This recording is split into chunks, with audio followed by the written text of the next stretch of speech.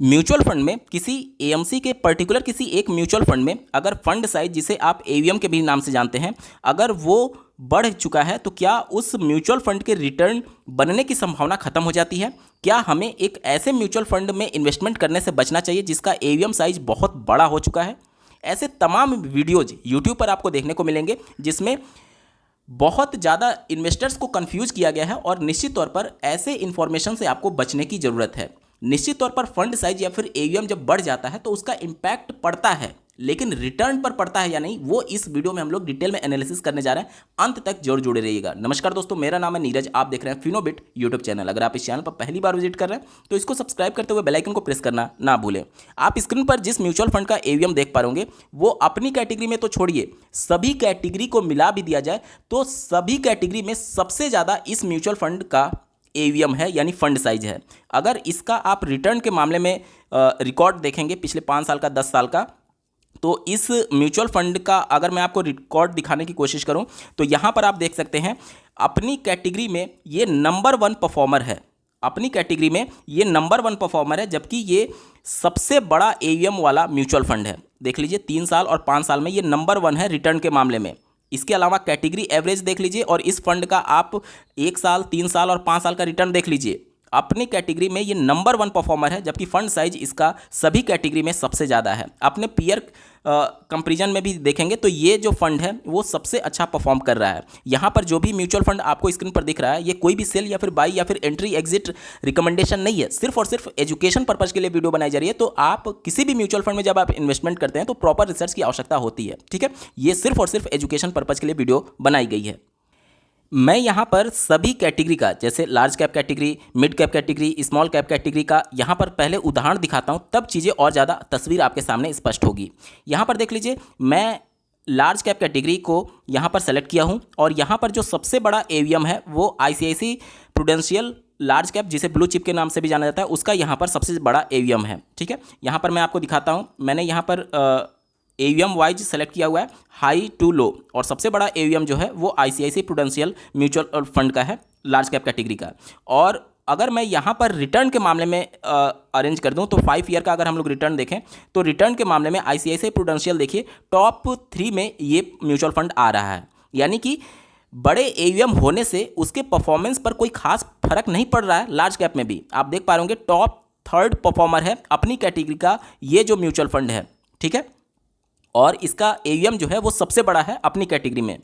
अब आते हैं मिड कैप की कैटेगरी में। मिड कैप की कैटेगरी में अगर आप देखें, मैं यहाँ पर अगर एवीएम वाइज सेलेक्ट करता हूँ तो यहाँ पर देखिए एवीएम को मैं सेलेक्ट करता हूँ और हाई टू लो, तो सबसे बड़ा जो एवीएम है मिड कैप कैटेगरी में वो एचडीएफसी मिड कैप अपॉर्चुनिटी का है, जो कि 65,000 करोड़ को भी पार कर चुका है। दूसरे नंबर पर कोटक इमर्जिंग आता है जो कि 49,000 करोड़ के साथ है, और तीसरे नंबर पर निपॉन इंडिया ग्रोथ फंड आता है जो कि 30,000 करोड़ के साथ तीसरे नंबर पर है। ये आप एवीएम वाइज देख पा रहे। अब अगर मैं रिटर्न वाइज आपको दिखाने की कोशिश करूं और 5 साल का मैं यहाँ पर आंकड़ा लेता हूँ तो जो 3 फंड मैंने आपको दिखाए थे वो आपको टॉप 3 में दिख ही नहीं रहे होंगे। यानी कि यहाँ से आप एक परसेप्शन बना सकते हैं कि एवीएम बड़ा होने से उसके रिटर्न पर कोई खास प्रभाव नहीं पड़ा है, क्योंकि पहले कैटेगरी में लार्ज कैप में मैंने आपको दिखाया था कि एवीएम जिसका सबसे बड़ा था वो टॉप 3rd परफॉर्मर था, लेकिन यहाँ पर एवीएम जिसका सबसे बड़ा है वो टॉप 3rd परफॉर्मर नहीं है।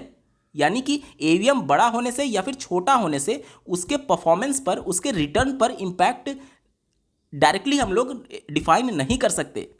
अब बात करते हैं स्मॉल कैप कैटेगरी का। तो यहाँ पर स्मॉल कैप कैटेगरी का आप डेटा देख पा रहे होंगे। अगर मैं यहाँ पर हाई एवीएम को सेलेक्ट करता हूँ तो इस स्मॉल कैप कैटेगरी में जो सबसे बड़ा फंड साइज है वो निपॉन इंडिया स्मॉल कैप का है, जिसका आप यहाँ पर एवीएम साइज देख पा रहे होंगे 56,000 करोड़ को भी ये पार कर चुका है। दूसरे नंबर पर एचडीएफसी स्मॉल कैप आता है, तीसरे नंबर पर एसबीआई स्मॉल कैप आता है। ये मैंने एवीएम वाइज यहाँ पर सेलेक्ट किया हुआ है। अब अगर मैं यहाँ पर रिटर्न वाइज सेलेक्ट कर लेता हूँ तो लास्ट 5 ईयर का रिटर्न हम लोग देखते हैं। अब लास्ट 5 ईयर में अगर आप देखेंगे तो quant small cap number 1 performer रहा है, दूसरे नंबर पर बैंक ऑफ इंडिया रहा है और तीसरे नंबर पर निपॉन इंडिया स्मॉल कैप रहा है। यहाँ पर आप देख लीजिए इसका जो फंड साइज था वो सबसे ज़्यादा था और ये टॉप 3 परफॉर्मर में है। लेकिन एवीएम के मामले में ये वाला फंड देखिए क्वांट, ये टॉप 3 में नहीं था लेकिन टॉप परफॉर्मर है रिटर्न के मामले में। बैंक ऑफ इंडिया देखिए इसका एवीएम साइज कितना कम है, लेकिन पिछले 5 साल में ये टॉप 2nd परफॉर्मर रहा है स्मॉल कैप कैटेगरी में।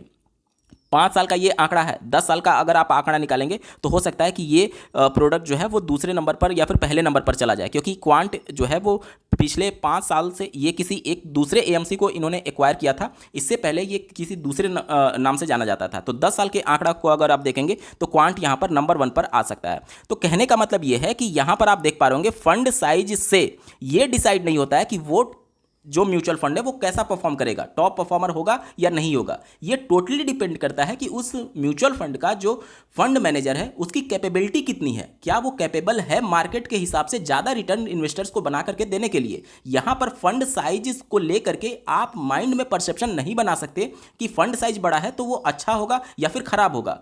बहुत सारे पैरामीटर्स होते हैं, बहुत सारे फैक्टर्स होते हैं जो कि उस म्यूचुअल फंड के पैरामीटर्स को डिसाइड कर रहे होते हैं। उनमें से एक पैरामीटर आप कह सकते हैं कि यहाँ पर एयूएम होता है, लेकिन केवल एयूएम के हिसाब से रिटर्न तय होगा ये नहीं होता है। यहाँ तक चीज़ें स्पष्ट हो गई। अब चलिए एग्जैक्टली समझते हैं कि बड़ा एयूएम होने से क्या इंपैक्ट पड़ता है आपके पर्टिकुलर म्यूचुअल फंड पर। तो देखिए, जब भी म्यूचुअल फंड की बात आती है तो वो अलग अलग कंपनी के शेयर्स में पैसे इन्वेस्ट कर रहे होते हैं जो फंड मैनेजर होते हैं। तो अलग अलग कंपनी है तो जाहिर सी बात है, अभी आप मार्केट कैपिटलाइजेशन के हिसाब से कंपनीज को 3 प्रकार के कंपनी में डिवाइड करते हैं, लार्ज कैप की कंपनी, मिड कैप की कंपनी और स्मॉल कैप की कंपनी। तो जो एयूएम साइज होता है वो अगर स्मॉल कैप की कंपनी में देखा जाए, अगर ज़्यादा बड़ा हो गया तो इस पर इंपैक्ट देखने को मिलेगा, मिड में उससे कम पर देखने को मिलेगा और लार्ज में सबसे कम इंपैक्ट देखने को मिलता है एयूएम बड़ा होने से या फिर कम होने से। अब ये क्यों होता है इसको समझते हैं, ध्यान से सुनिएगा। लार्ज कैप की कंपनी किसे बोलते हैं? एक ऐसी कंपनी जिसका मार्केट कैपिटलाइजेशन 20,000 करोड़ से ऊपर जा चुका है उसे लार्ज कैप की कंपनी बोलते हैं। मिड कैप की कंपनी किसे बोलते हैं? ऐसी कंपनी जिसका मार्केट कैपिटलाइजेशन 5,000 करोड़ से लेकर के 20,000 करोड़ के बीच में है उसे हम लोग मिड कैप की कंपनी बोलते हैं। स्मॉल कैप की कंपनी किसे बोला जाता है? जिसका मार्केट कैपिटलाइजेशन जो है वो 5,000 करोड़ से नीचे का है। अब ये मार्केट कैपिटलाइजेशन क्या होता है? मान लीजिए कोई कंपनी है ABC जिसका स्टॉक जो है वो लिस्टेड है BSE और NSE में। मान लीजिए इसके टोटल नंबर ऑफ शेयर्स जो हैं पब्लिक डोमेन में वो 1,000 है। आज के डेट में मान लीजिए कि इसके एक शेयर का प्राइस 10 रुपया है, तो टोटल इसका जो मार्केट कैपिटलाइजेशन होगा वो number of total share multiplied by share of one price, इसको जब मल्टीप्लाई कर दिया जाएगा तो टोटल जो वैल्यू आएगी उसे ही उसका मार्केट कैपिटलाइजेशन बोला जाएगा। यानी टोटल जो उसके पब्लिक डोमेन में शेयर हैं उसका आज के डेट में करंट वैल्यू क्या है उसी को मार्केट कैपिटलाइजेशन बोला जाता है। और इस मार्केट कैपिटलाइजेशन से के हिसाब से अगर उस पर्टिकुलर ABC कंपनी का अगर टोटल मार्केट कैपिटलाइजेशन 20,000 करोड़ से ऊपर चला गया तो इसे लार्ज कैप की कंपनी बोला जाएगा। अगर ये 5,000 करोड़ से 20,000 करोड़ के बीच में है तो इसे मिड कैप की कंपनी बोला जाएगा। और अगर इसका टोटल मार्केट कैपिटलाइजेशन 5,000 से नीचे का है तो इसे स्मॉल कैप की कंपनी बोला जाएगा। अब यहाँ पर अगर आप BSE और NSE में देखेंगे जो कि 2 एक्सचेंज है, तो यहाँ पर अगर आप देखेंगे तो G1 से लेकर के और 100 सीरियल नंबर तक जो कंपनियां लिस्ट हैं वो लार्ज कैप की कंपनी बोली जाती है। 101 से लेकर के 250 तक जो कंपनियां लिस्ट है यानी टोटल नंबर ऑफ 150 कंपनी वो मिड कैप की कंपनी बोली जाती है। अब 251 सीरियल नंबर से लेकर के 5200 कंपनियां जो लिस्ट है वो स्मॉल कैप की कंपनी बोली जाती है। यानी सबसे ज़्यादा जो कंपनी है वो कौन सी कंपनी है? स्मॉल कैप की कंपनी है। मिड कैप की कंपनी कितनी है? 150 कंपनी है। और लार्ज कैप की कंपनी कितनी है? वो टोटल 100 कंपनी है जो कि लिस्टेड होती है। यहाँ तक क्लियर हो गया।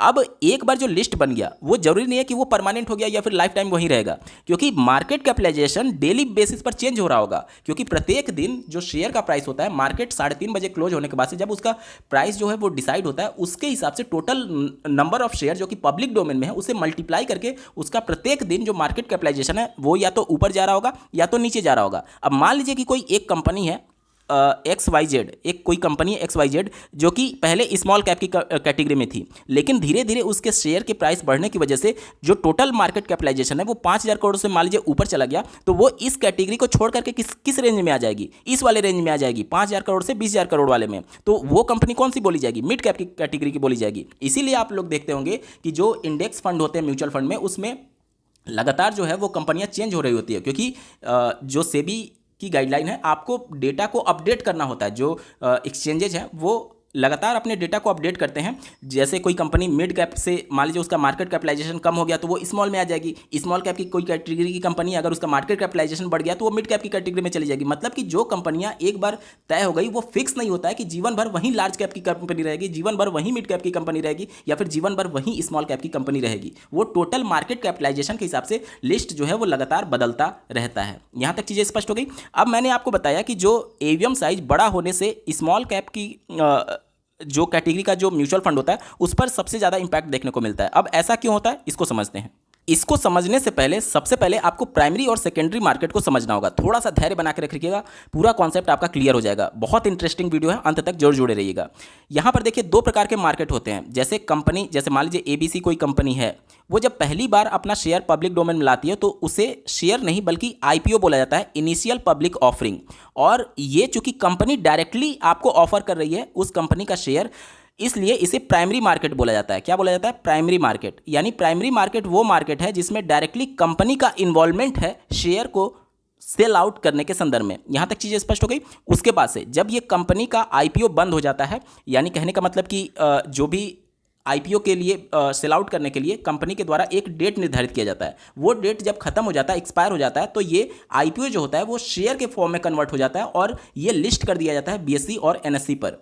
और ये जो भी शेयर्स होते हैं वो डिपॉजिटरी जो हैं CDSL और NSDL, उनके पास ये रिकॉर्ड मेंटेन हो जाता है। अब जो कंपनी का इन्वॉल्वमेंट था यहाँ से डायरेक्टली खत्म हो जाता है। अब कंपनी ना तो शेयर खरीदती है और ना ही बेचती है। अब जो है जैसे इनिशियल पब्लिक ऑफरिंग में जो भी कंपनी का शेयर परचेज करने के लिए जो भी पैसे इन्वेस्ट किए होंगे वो क्या होंगे, वो रिटेल इन्वेस्टर होंगे या फिर बड़े इन्वेस्टर होंगे। तो ये जो रिटेल इन्वेस्टर हैं वो क्या हो गए, वो अब उस कंपनी के जो रिटेल इन्वेस्टर है वो उस कंपनी के शेयर के होल्डर हो गए, यानी उस कंपनी के शेयर के मालिक हो गए। ठीक है, तो जब यहाँ पर कंपनी जो है वो लिस्ट हो जाती है BSE या फिर NSE पे, यानी एक्सचेंज पर, जब उसको ट्रेड करने के संदर्भ में, तो ये यहाँ पर ट्रेड में डायरेक्टली ABC कंपनी पार्टिसिपेट नहीं कर रही है, बल्कि जो रिटेल इन्वेस्टर जिन्होंने IPO के माध्यम से उस कंपनी का शेयर परचेज किया था, अब वो उस कंपनी के मालिक हो चुके हैं उतने शेयर के जितना उन्होंने परचेज किया होगा। और जब आप BSE और NSE पर एक्सचेंज पर जब शेयर को परचेज या फिर सेल करते हैं, उस कंडीशन में यहाँ पर रिटेल इन्वेस्टर ही बेच रहा होता है और रिटेल इन्वेस्टर ही खरीद रहा होता है, या फिर कोई दूसरा इन्वेस्टर, बड़ा इन्वेस्टर ही बेच रहा होता है और बड़ा इन्वेस्टर ही यहां पर खरीद रहा होता है। यहां पर डायरेक्टली कंपनी का इन्वॉल्वमेंट नहीं होता है, इसीलिए इसे क्या बोलते हैं, इसे हम लोग बोलते हैं सेकेंडरी मार्केट। यानी कि जब आप स्टॉक मार्केट से किसी भी कंपनी का शेयर खरीदते हैं तो वो आप सेकेंडरी मार्केट से खरीद रहे हैं, और अगर आपने IPO के माध्यम से शेयर परचेज किया था किसी पर्टिकुलर कंपनी का, तो वहां पर डायरेक्टली कंपनी का इन्वॉल्वमेंट होता है, तो उसे हम लोग प्राइमरी मार्केट के नाम से जानते हैं। आपके मन में एक सवाल आएगा कि जब डायरेक्टली अगर हम लोग ट्रेड करते हैं या फिर शेयर मार्केट से शेयर को परचेज कर रहे होते हैं, तो जब कंपनी का इन्वॉल्वमेंट है ही नहीं तो उसको क्या फायदा हो रहा है। देखिए, कंपनी को फायदा क्या होता है, जब कंपनी किसी अपने नए प्रोजेक्ट को रन करने के लिए मार्केट से पैसा उठाना चाहती है तो उसके पास दो रास्ते हैं। या तो वो बैंक से लोन ले सकती है, लेकिन जो भी वो बैंक से लोन लेंगे उस लोन को उन्हें चुकाना होगा। लेकिन मान लीजिए कंपनी ये चाहती है कि हमारे पास जितने भी कंपनी के शेयर्स हैं उनमें से कुछ शेयर्स हम पब्लिक डोमेन में बेच दें और उससे फंड रेज करें, तो वो पैसा उन्हें मार्केट को लौटाना नहीं पड़ेगा। यहां तक चीजें स्पष्ट हो गई। इसलिए ABC कंपनी क्या करती है कि वो पब्लिक डोमेन में अपने शेयर को एक्सचेंज पर लिस्ट कराने से पहले IPO के माध्यम से पब्लिक में अपने शेयर को सेल आउट करती है। यानी कि जब IPO आप खरीदेंगे एज ए रिटेल इन्वेस्टर, तो ये जो पैसा आप इन्वेस्ट कर रहे हैं वो डायरेक्टली किसके पास जा रहा है, ABC कंपनी के पास जा रहा है। यानी ABC कंपनी का मान लीजिए टारगेट था 100 करोड़ रेज करने का अपने नए प्रोजेक्ट को रन करने के लिए या फिर किसी नए फर्म को लगाने के लिए, तो वो 100 करोड़ के हिसाब से अपना टोटल कंपनी का शेयर वो इशू करती है। और ये IPO के माध्यम से एज ए रिटेल इन्वेस्टर जब आप पैसा इन्वेस्ट करते हैं तो ये 100 करोड़ का फंड किसको मिल गया, ABC कंपनी को मिल गया। तो जो इसका मेन टारगेट था पैसा रेज करना अपने नए प्रोजेक्ट को स्टार्ट करने के लिए, वो तो उसका कंप्लीट हो गया। अब ये जो 100 करोड़ लेकर के कंपनी हट गई, अब जब सेकेंडरी मार्केट में आएंगे तो जो फर्स्ट ओनर होगा इस ABC कंपनी का, यानी कि रिटेल इन्वेस्टर, अब वो कंपनी के शेयर को सेल आउट करेगा या फिर उसको होल्ड करके रखेगा। जब मार्केट की वैल्यू बढ़ जाएगी, उस पर्टिकुलर कंपनी के शेयर का वैल्यू बढ़ जाएगा। अब ये शेयर का वैल्यू बढ़ता घटता कैसा है, तो टोटल डिमांड और सप्लाई के हिसाब से ये चीज़ें होती है। जैसे मान लीजिए ABC कंपनी का परफॉर्मेंस या फिर कुछ अच्छा न्यूज आ गया या फिर कंपनी बहुत अच्छा परफॉर्म कर रही है, तो जाहिर सी बात है सभी लोग उस कंपनी के शेयर में इन्वेस्ट करना चाहते होंगे, उस कंपनी के स्टॉक्स को परचेज करना चाह रहे होंगे। अब जब मान लीजिए कि यहाँ पर कंपनी का जो टोटल नंबर ऑफ शेयर होता है पब्लिक डोमेन में वो फिक्स होता है। एक बार जब IPO जारी हो गया तो वो फिक्स हो गया कि मान लीजिए जितना भी, मैं यहाँ पर उदाहरण ले रहा हूँ कि 1000 उस कंपनी के शेयर थे। अब जब 1000 शेयर फिक्स है तो जाहिर सी बात है सप्लाई क्या है, लिमिटेड है। और मान लीजिए इस कंपनी से रिलेटेड कोई पॉजिटिव न्यूज आ गई या फिर अच्छी खबर आ गई, तो उस कंडीशन में क्या होगा, इसका डिमांड बढ़ेगा। अब जब डिमांड बढ़ेगा और सप्लाई लिमिटेड है तो उस कंडीशन में क्या होगा, इसका प्राइस जो है वो ऑटोमेटिक हाई होने लगेगा। ऑटोमेटिक हाई होगा तो जब रिटेल इन्वेस्टर, जब आपने IPO में मान लीजिए कि 50 रुपये में शेयर खरीदा था और धीरे धीरे इसका वैल्यू बढ़ करके मान लीजिए 60 रुपया हो गया, तो पर शेयर आपको 10 रुपया यहाँ पर क्या हो रहा है, प्रॉफिट हो रहा है, पर शेयर 10 रुपया यहाँ पर प्रॉफिट हो रहा है। तो यहाँ पर जो प्रॉफिट का वैल्यू होगा वो इस कंपनी के पास नहीं जाएगा, क्योंकि कंपनी तो प्राइमरी मार्केट में 100 करोड़ फंड रेज करके किनारे हो चुकी है। अब जो रिटेल इन्वेस्टर है वो रिटेल इन्वेस्टर सेकेंडरी मार्केट में पैसे के लेन देन में, यहाँ पर जो रिटेल इन्वेस्टर है वहीं बायर भी है और वहीं सेलर भी है सेकेंडरी मार्केट में। तो यहाँ पर जो प्रॉफिट या फिर लॉस होगा वो रिटेल इन्वेस्टर को हो रहा होगा, या फिर जो परचेज या फिर सेल कर रहा होगा उसको हो रहा होगा, ना कि कंपनी को हो रहा होगा। यहाँ तक चीज़ें बिल्कुल स्पष्ट हो गई। अब जो एवीएम साइज बड़ा होने से सबसे ज़्यादा जिस कैटेगरी के म्यूचुअल फंड पर इंपैक्ट पड़ता है वो स्मॉल कैप की कैटेगरी पर पड़ता है। अब ऐसा क्यों, ध्यान से समझिएगा। स्मॉल कैप की कैटेगरी का जो मैंने आपको सीरियल नंबर बताया था, आपको याद होगा 251 से लेकर के 5200 कंपनियां, टोटल जो 5200 कंपनियां लिस्टेड हैं वो सभी स्मॉल कैप कैटेगरी की कंपनी है। यानी कि 5200 में से अगर 251 आप निकाल दीजिए तो आप समझ सकते हैं जो भी कंपनी बचेगी वो आपकी क्या बचेगी। ये सीरियल नंबर है, इसे आप कंपनी मत समझिएगा, ये सीरियल नंबर मतलब कि जो एक्सचेंज पर लिस्ट है 251वें नंबर से लेकर के 5200 सीरियल नंबर तक वो स्मॉल कैप की कैटेगरी की कंपनी है। तो इसमें से जब इसको माइनस कर देंगे तो टोटल नंबर ऑफ कंपनीज हमें पता चल जाएगी। ठीक है, अब मान लीजिए कि टोटल नंबर ऑफ कंपनीज यहाँ पर 4950 हो गई स्मॉल कैप की कैटेगरी। अब ये स्मॉल कैप की कैटेगरी जितनी है, जितनी भी कंपनियां, सारी कंपनी तो अच्छी हो गई नहीं, क्योंकि जो भी mutual fund small cap category का है वो जो भी आपका पैसा लगाएगा वो टॉप कंपनी में लगाएगा जो अच्छा ग्रोथ दे सकती है। सारी कंपनियां तो अच्छा हो नहीं सकती, सारे का फंडामेंटल तो अच्छा हो नहीं सकता। तो मान लीजिए यहाँ पर टॉप के 50 कंपनी को उस म्यूचुअल फंड कंपनी के द्वारा चुना गया इन्वेस्टमेंट करने के लिए। अब ये जो 50 कंपनी है इनका मार्केट कैपिटलाइजेशन क्या होगा, 5000 करोड़ से नीचे का होगा। 5000 करोड़ से नीचे का, कोई हो सकता है 100 करोड़ का होगा इसका मार्केट कैपिटलाइजेशन, कोई हो सकता है 200 करोड़ का होगा। तो मान लीजिए यहाँ पर मैं एवरेज मान लेता हूँ कि 2000 करोड़ का मार्केट कैपिटलाइजेशन है ये टॉप के 50 कंपनी का। मैं एवरेज मान करके चल रहा हूँ, क्योंकि किसी का 100 भी हो सकता है, किसी का 200 हो सकता है, किसी का हो सकता है 5000 भी हो। तो एवरेज मैं मान करके चल रहा हूँ कि 2000 करोड़ का होगा। ठीक है, और टोटल कंपनी कितनी है, 50 कंपनी। तो इसमें अगर मैं मल्टीप्लाई कर दूँ तो कितना आ जाएगा, 0, उसके बाद से 5 दूनी 10 और ये 4 0 और लग जाएगा 4, यानी 10,000 करोड़ हो गया। 10,000 करोड़ यानी टॉप की अगर 50 कंपनी को अगर हम लोग मिला दें और ये मान लें कि 2,000 करोड़ प्रत्येक कंपनी का मार्केट कैपिटलाइजेशन है एवरेज के तौर पर, तो 50 कंपनी को मिला करके जो टोटल उसका एवीएम हो जाएगा यानी फंड साइज हो जाएगा वो 10,000 करोड़ का हो जाएगा। अब मैंने अभी आपको दिखाया कि निपॉन का जो मार्केट कैपिटलाइजेशन है वो लगभग 56,000 करोड़ का है। कितने का, 56,000 करोड़ का। जबकि यहाँ पर हमने देखा कि टॉप की 50 कंपनियों को मिलाकर के 10,000 करोड़ ही यहाँ पर मार्केट कैपिटलाइजेशन है। तो जाहिर सी बात है जो टोटल इनका एवीएम था, अगर वो पूरा पैसा इन्वेस्ट करना चाहते हैं मार्केट में तो 50 कंपनी में तो ये कर नहीं पाएंगे, क्योंकि 50 कंपनी को मिलाकर के टोटल जो एवीएम का 10,000 करोड़ ही ये इन्वेस्ट कर सकते हैं। तो मजबूरी हो गई कि अब इनको कुछ ऐसी कंपनियों को चुनना होगा जो कि परफॉर्मेंस के मामले में थोड़ा सा डाउन होंगे, क्योंकि टॉप की 50 कंपनियों में टोटल पैसा ये इन्वेस्ट ही नहीं कर पा रहे हैं। या दूसरा तरीका ये हो सकता है कि मान लीजिए कि आपने मार्केट में गए और कोई एक सेलर है जो कि आलू बेच रहा है और एक बायर है जो कि आप आलू खरीदने जा रहे हैं। मान लीजिए कि यहाँ पर 2 बायर हो गए और वहाँ पर आलू बेचने के लिए 1 ही किलो है और दोनों को 1 किलो की आवश्यकता है। तो यहाँ पर सेलर जो है वो क्या करेगा, वो मान लीजिए इसका प्राइस 10 रुपये किलो था, तो पहला जो बायर है, बायर 1 जो खरीदने वाला है वो कहेगा कि मैं आपको 15 रुपये दे दूंगा, दूसरा बायर कहेगा कि मैं आपको 20 रुपये दे दूंगा। इसी प्रकार से जो बायर 1 और बायर 2 है दोनों के बीच में प्राइस को लगातार बढ़ाते जाएगा, और जो सेलर होगा वो क्या करेगा, जो सबसे ज़्यादा पैसा देगा वो उसको 1 किलो आलू दे देगा। कहने का मतलब यह है कि जब हमारे पास सप्लाई कम होती है, ध्यान से सुनिएगा, जब हमारे पास सप्लाई कम होती है और डिमांड ज़्यादा होता है तो ऑटोमेटिक उस वस्तु का प्राइस बढ़ जाता है। यही कंडीशन शेयर मार्केट में भी होता है।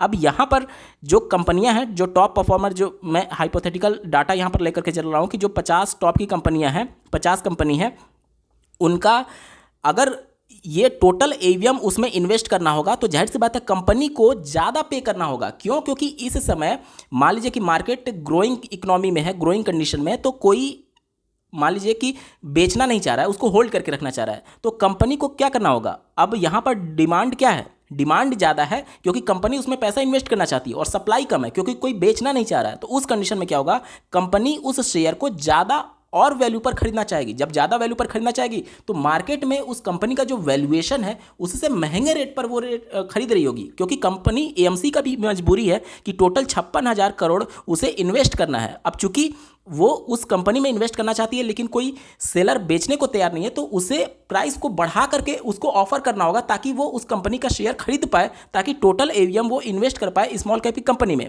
यानी कि जो मार्केट वैल्यूएशन था उस कंपनी का, उस पर्टिकुलर एबीसी कंपनी का, उससे ज़्यादा महंगे रेट पर इस पर्टिकुलर म्यूचुअल फंड को खरीदना पड़ रहा है उस पर्टिकुलर कंपनी के शेयर को, ताकि ये अपने टोटल एवीएम को एडजस्ट कर पाए, इन्वेस्ट कर पाए। मान लीजिए कि कोई म्यूचुअल फंड कंपनी है, वो अपने पर्टिकुलर एबीसी कंपनी जो कि स्मॉल कैप की कैटेगरी की कंपनी है उसमें मान लीजिए कि बहुत ज़्यादा इन्वेस्ट कर दी, क्योंकि जितना एवीएम होगा उसको इन्वेस्ट तो करना पड़ेगा। अब मान लीजिए पर्टिकुलर किसी कंपनी में बहुत ज़्यादा इन्वेस्ट कर दी और उसी समय मार्केट मान लीजिए क्रैश हो गया। मार्केट क्रैश होता है तो जो रिटेल इन्वेस्टर होते हैं म्यूचुअल फंड में या फिर स्टॉक मार्केट में, उनमें पैनिक सिचुएशन आती है और वो क्या करते हैं कि अपने म्यूचुअल फंड्स को वो सेल आउट करते हैं या फिर रिडीम कर रहे होते हैं, या फिर जो स्टॉक्स में डायरेक्टली इन्वेस्टमेंट किए हुए हैं वो क्या करते हैं अपने स्टॉक्स को या फिर शेयर को सेल आउट करते हैं। अब यहाँ पर एक तो मार्केट वैसे ही गिर रही है, ऊपर से बहुत ज़्यादा सेल आउट का रिक्वेस्ट आ जाता है, इसलिए और ज़्यादा वो शेयर का प्राइस जो है वो लगातार गिरता रहता है। अब मान लीजिए कि मैंने आपको बताया कि सेकेंडरी मार्केट में कोई भी शेयर और परचेज या फिर बाई कैसे होता है। यहाँ पर एक रिटेल इन्वेस्टर है, दूसरा यहाँ पर है, ये खरीदना चाहता है। मान लीजिए कि ये बायर है और ये सेलर है, तो ये कैसे बेचेगा, खरीदेगा? अगर सेलर बेचने को तैयार होगा तभी तो बायर इसको खरीद पाएगा।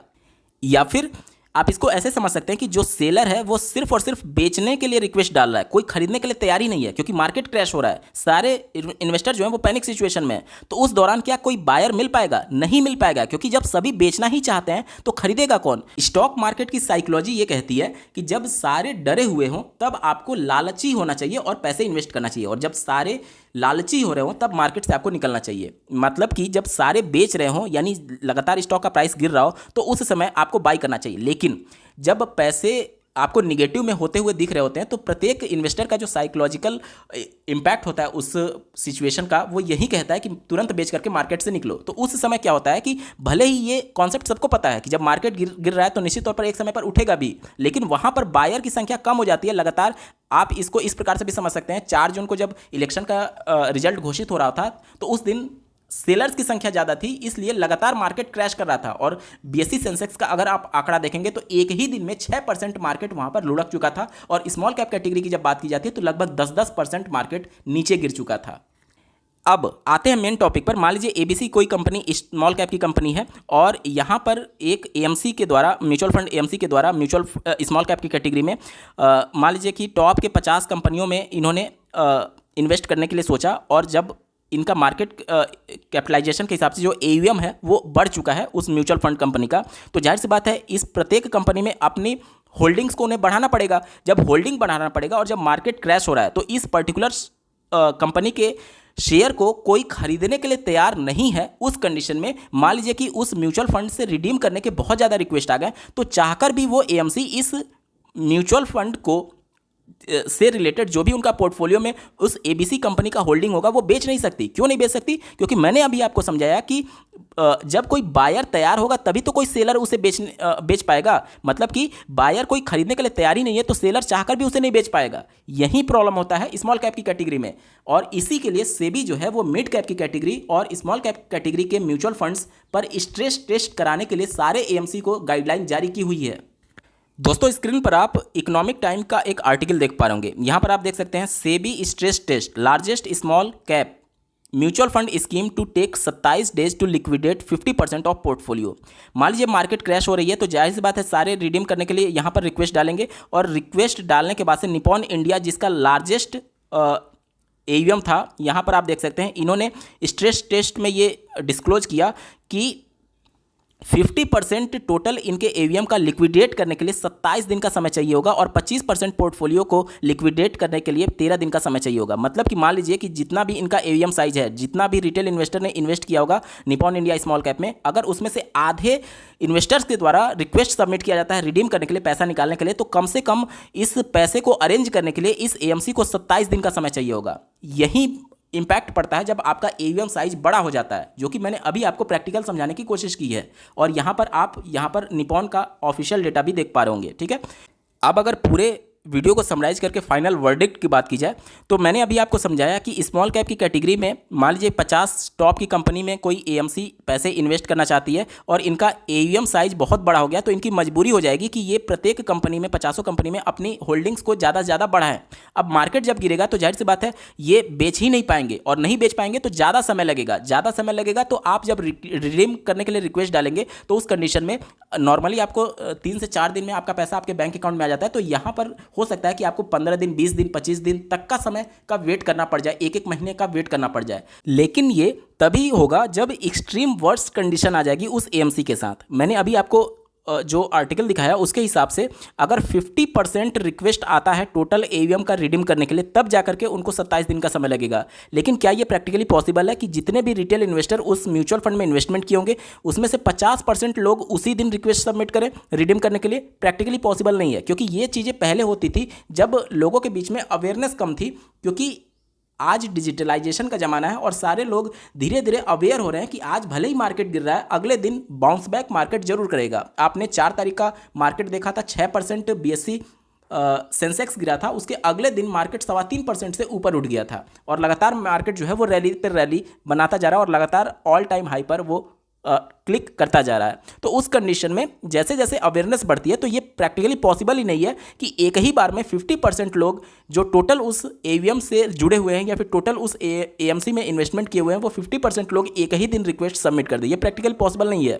ये सिर्फ हाइपोथेटिकल डेटा इशू करने के लिए सेबी ने गाइडलाइन जारी की है कि जो पब्लिक है उसे एटलीस्ट पता रहे कि अगर इतने रिक्वेस्ट आ जाते हैं रिडेम्पशन करने के लिए तो कितना आप समय लेंगे, ताकि पब्लिक जो है इन सभी चीज़ों से पहले से अवेयर रहे। इसका सिर्फ और सिर्फ इतना मतलब है।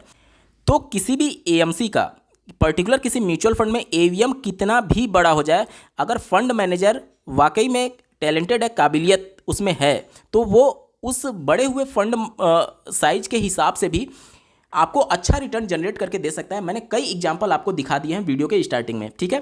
और साथ ही साथ मैं यहाँ पर यह भी बता दूं कि स्मॉल कैप कैटेगरी का जो म्यूचुअल फंड होता है वो ऐसा नहीं है कि 100% पैसा जो है वो स्मॉल कैप में ही डालना है। यहाँ पर रिस्ट्रिक्शन ये होता है कि 65% जो टोटल एयूएम होगा उसको आपको स्मॉल कैप में डालना है।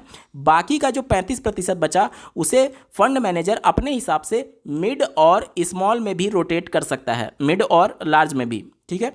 अगर आप किसी भी स्मॉल कैप कैटेगरी का म्यूचुअल फंड का पोर्टफोलियो देखेंगे तो उसमें मिड कैप की कैटेगरी का भी आपको स्टॉक मिलेगा और लार्ज कैप कैटेगरी का भी स्टॉक मिलेगा। लेकिन जो मेजॉरिटी होगा 65% वो स्मॉल कैप की कैटेगरी का होगा। अब अधिकांश अगर आप देखेंगे किसी स्मॉल कैप कैटेगरी का म्यूचुअल फंड तो वो ज़्यादा होल्डिंग 65% से भी बढ़ा करके वो स्मॉल कैप में रखते हैं, क्योंकि स्मॉल कैप आपको ज़्यादा रिटर्न जनरेट करके देगा। नो डाउट यहाँ पर रिस्क ज़्यादा है तो रिटर्न भी ज़्यादा देखने को मिलेगा। जब आप मिड की तरफ जाते हैं तो थोड़ा सा रिस्क कम होता है और रिटर्न भी यहाँ पर आपको कम देखने को मिलता है। लार्ज की तरफ जब आप जाते हैं तो रिस्क बिल्कुल कम हो जाता है और रिटर्न भी यहाँ पर ज़्यादा से ज़्यादा आप 12 से 15% ही बना सकते हैं। तो कोई भी एएमसी जो है वो ज़्यादा से ज़्यादा रिटर्न बना करके देगी, तभी तो ज़्यादा से ज़्यादा उसमें पैसे लोग इन्वेस्ट करेंगे। इसीलिए वो स्मॉल कैप कैटेगरी में अपनी होल्डिंग 65% से बढ़ा करके रखते हैं। हालांकि 65% यहां पर मिनिमम है, मैक्सिमम कितना भी रखा जा सकता है, 100% भी रखा जा सकता है स्मॉल कैप में, लेकिन मिनिमम आपको 65% रखना ही है small cap category mutual fund में, ठीक है। तो ये टोटल उस फंड मैनेजर के ऊपर डिपेंड करता है कि आपके फंड को वो कैसे मैनेज करता है। और बड़ा एयूएम होने के बावजूद भी अगर फंड मैनेजर टैलेंटेड है तो आपको ज़्यादा से ज़्यादा रिटर्न बना करके दे सकता है। कहने का मतलब ये है कि एवीएम बड़ा होने से रिटर्न पर डायरेक्टली केवल इम्पैक्ट ये नहीं पड़ेगा कि रिटर्न कम हो जाएगा। वो फंड मैनेजर जिस हिसाब से आपके फंड को मैनेज करेगा उसके हिसाब से वो चीज़ें डिसाइड हो रहती होती है और बहुत सारे भी फैक्टर्स हैं जिसकी वजह से ये रिटर्न जो है वो डायरेक्टली प्रभावित हो रहा होता है। केवल एकमात्र फैक्टर एवीएम नहीं होता है। दोस्तों मैं उम्मीद करता हूं कि अब सारे डाउट्स आपके क्लियर हो गए होंगे। बावजूद इसके अगर आपका कोई प्रश्न रह जाता है तो कमेंट के माध्यम से पूछ सकते हैं। ये वीडियो आपको कैसा लगा कमेंट के माध्यम से जरूर बताइएगा और ऐसे ही महत्वपूर्ण अपडेट के लिए चैनल को सब्सक्राइब करना ना भूलें। इस वीडियो को देखने के लिए आपका बहुत बहुत धन्यवाद। भगवान करे आपका दिन शुभ हो।